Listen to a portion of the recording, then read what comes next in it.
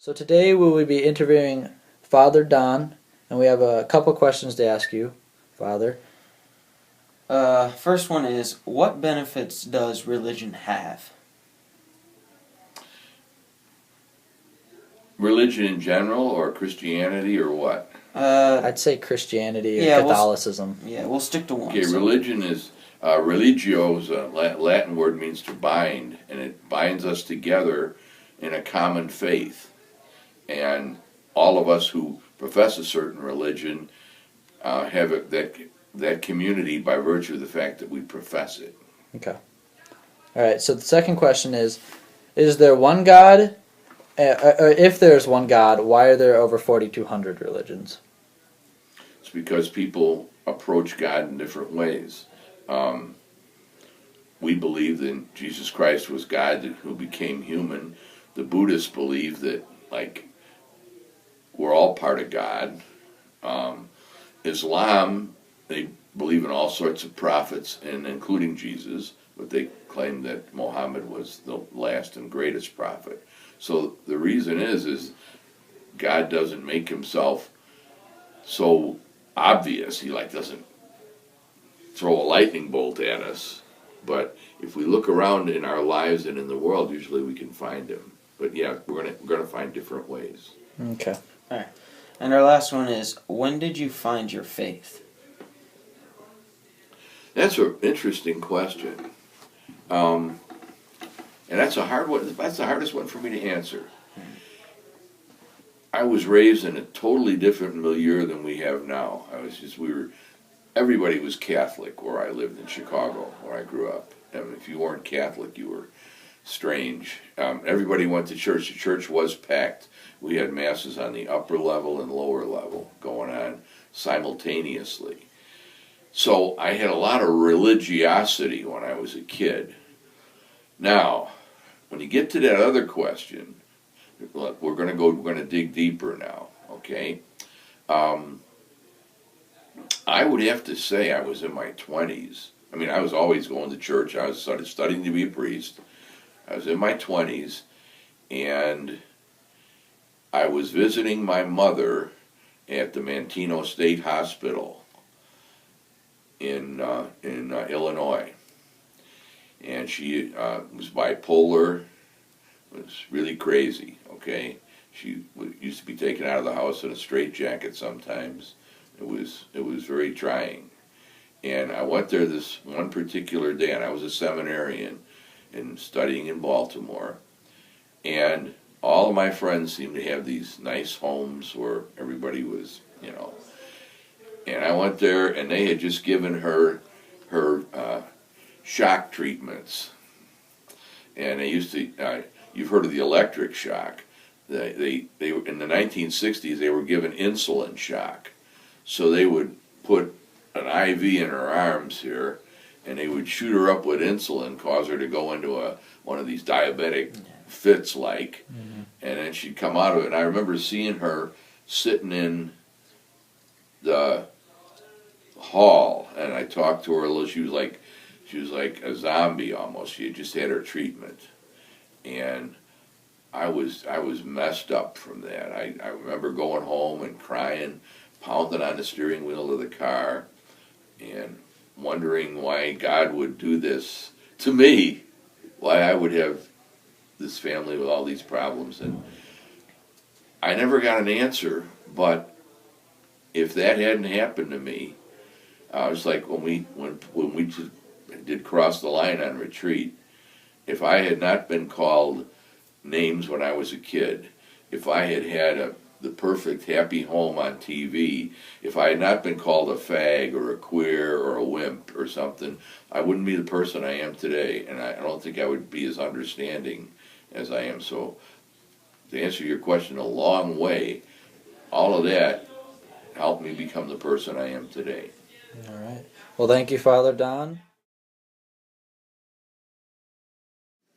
All right, well, today we're interviewing Mrs. Taylor, and we have a couple questions for you. What benefits does religion have? Ooh. I think religion helps people to make sense of faith. It gives you like a system of organization. I know that sounds kind of lame, but it's almost like it helps you make sense of the rules and the laws so there's not total chaos, okay? So when you're driving a car, you don't just drive your car on whatever side you want, however fast you want, you stop, you slow down in certain places. So it helps you make sense of how to use the road to get from point A to point B. Well, religion does the same thing with faith. Instead of just wandering around the universe going, well, I think there's something out there that's sort of nice, this makes me feel happy, what's true for me might not be true for somebody else, la la la la. Religion gives us like a system to help us know how to get from point A, our life here on earth, to point B, our life in heaven. Okay, and without that system, if everyone's just interpreting things however they feel like, there's really just chaos, and then we can't make sense of the ordered world around us. Okay. The next one is, when did you find your faith? I was raised in a pretty religious household. As far as when I found my Catholic faith, though, I had been in a evangelical household growing up. I went to a Baptist school, learned a lot about the Bible, a lot of songs. Music was always a big part of faith in my family. So I'm a music teacher. My dad sang in church, and I used to sing in church. But my Catholic faith I actually just kind of found by accident about 6 years ago when I started doing some more reading about religion and especially about Catholicism. And I saw the way it made sense of a lot of the scriptures and things that I had grown up with. I was really drawn to the liturgy and the teaching of the Eucharist and just seeing all of that kind of in the Bible, the foreshadowings like Noah and the flood foreshadowing baptism, or like the manna in the desert foreshadowing the Eucharist, and just seeing how everything kind of made sense. Since I grew up with a lot of that knowledge, that was really attractive to me, and so it was really very independent. I was doing a lot of reading, talked with some priests, and then I was confirmed in June of, what's this year, 18? So I think 12. So. Okay. How has faith helped you in your time of struggles?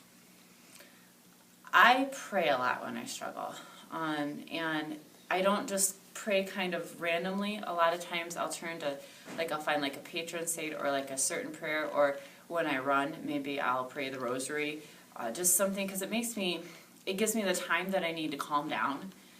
It gives me a sense of peace that I'm not totally alone when I'm thinking about like the mysteries of the rosary. So like if I was running and it was a Friday and I was upset about something, I might be praying about like Jesus carrying his cross. Well, that would give me like a picture of the struggles that Jesus went through that would help me kind of say, okay, my struggles fit into this somehow too. Or even Sunday I was running and I was really upset because a friend had passed away, and so I was praying, and one of the mysteries is like Mary is like Queen of Heaven, and so it made me feel like, well, somebody else is praying for me and for that person too. So I pray the rosary a lot, especially when I run.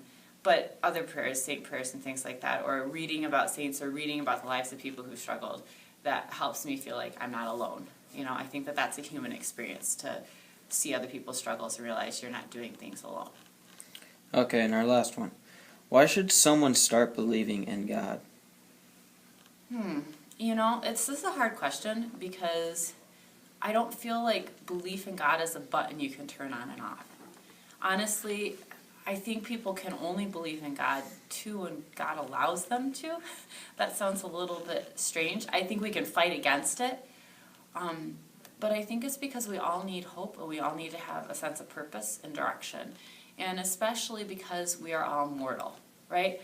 And so for me, it just seems so much more logical to pursue faith in God. I would rather invest my life in that than not, and then have to face the end result if there was no God. So you've heard of Pascal's wager, which is kind of lame, but maybe it comes down to, like, if you spend your whole life not believing in God, but then you were supposed to have a relationship with God to get to heaven, and then you died, you know. So, like, Pascal say, well, I'm just going to make the wager that I'm going to spend my life believing in God because of that. Well, that seems kind of maybe artificial and superficial. I think some people start there.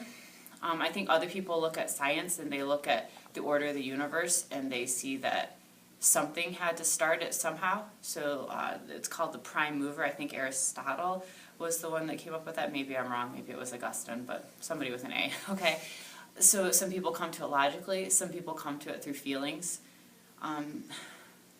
I don't know. I don't think there's a reason of why, except for that that's what we were created to do.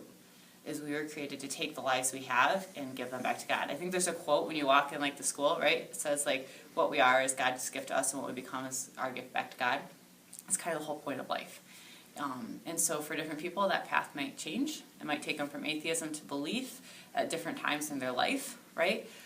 There'll be different struggles, but I think we should believe in God and we should give our lives to God because that's what we were created to do. So. All right, well, we thank you for answering these questions, and hopefully it helps us. All right, me too.